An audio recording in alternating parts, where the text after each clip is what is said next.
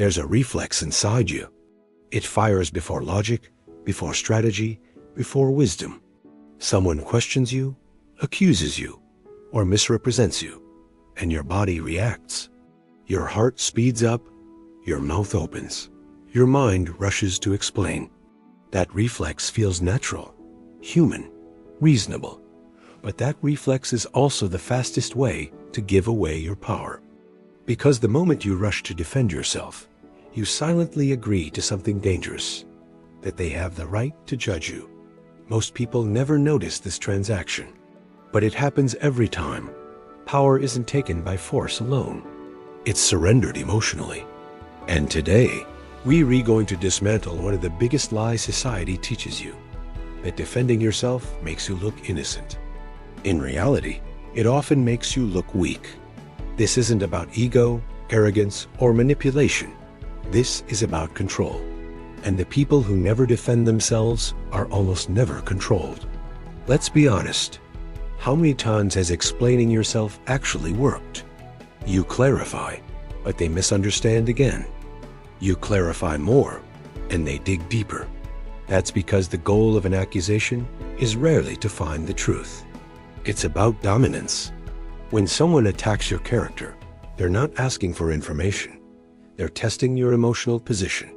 And when you defend yourself, you step into their frame. You accept their rules, their tone, their authority. You may be right. You may be innocent, but you're now reacting. And reaction is always a lower status than initiation. Think about this.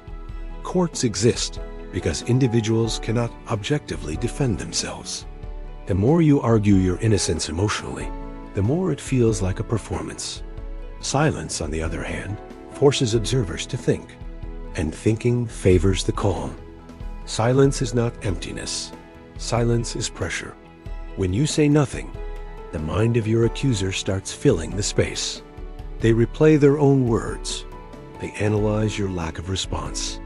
They begin to question themselves. Did I go too far? Did I misunderstand?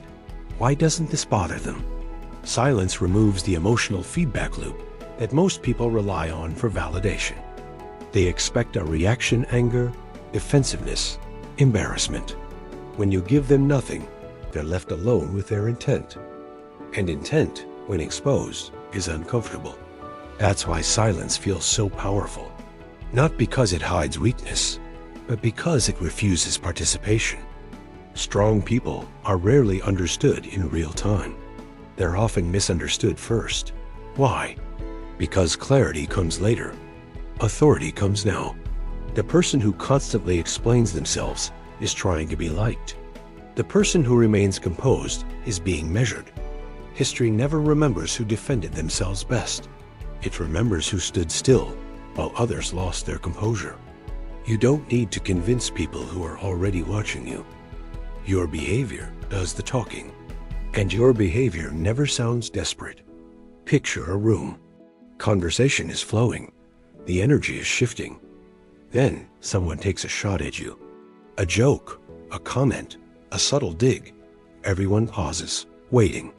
This is the moment that defines your position in that room. Most people rush to soften the moment. They laugh nervously. They explain.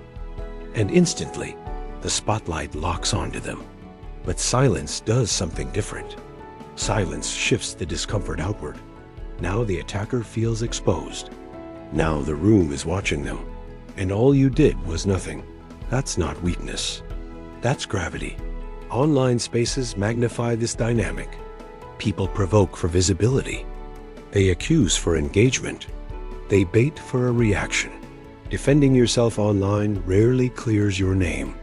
It just feeds the fire. The strongest digital presence is built on selective speech. When you do speak, it should be to reframe the conversation, not to explain yourself. A single, composed statement can outweigh 1,000 defensive paragraphs. And sometimes, your absence speaks louder than any post ever could. People chase reactions. When they don't get one, they often unravel. This principle becomes even more powerful in our personal relationships. Defensiveness escalates emotion. Calmness dissolves it. You don't need to argue about feelings. You need to stabilize the atmosphere. You do this with short responses, a grounded tone, and no justification. Not cold, not cruel, just steady.